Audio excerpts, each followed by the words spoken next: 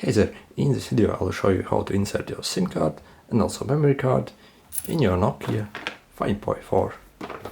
Right, to insert SIM card you'll need a tool to do that. The SIM card tray is located on the left side of this phone at the top here. You will see this tray here. It's a small hole in it. Okay, if you still got your original box, open it and you should find the tool here. This is what it looks like.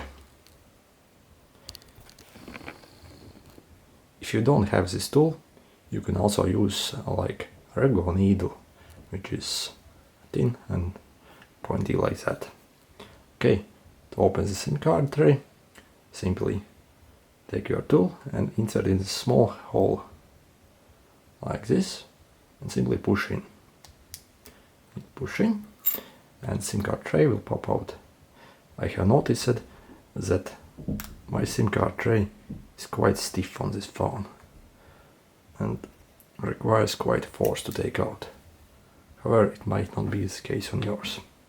Right, to insert SIM card, take your SIM card. By the way, this phone uses the nano SIM cards, which are the smallest of the kind. If you don't have a nano SIM card, ask your mobile operator to upgrade or to cut it. Okay, and insert your card like this in this hole. So the small cutout is like this, and make sure it's completely flush like that, so it doesn't fall out. By the way, this phone uses two SIM cards, so if you got another SIM card, you can insert it here. Right, and to insert your memory card, place it like this. So again, it fits in the floor and is completely flush. Then take your tray and slide in your Nokia. Like this, simply slide it in. So it's completely flush.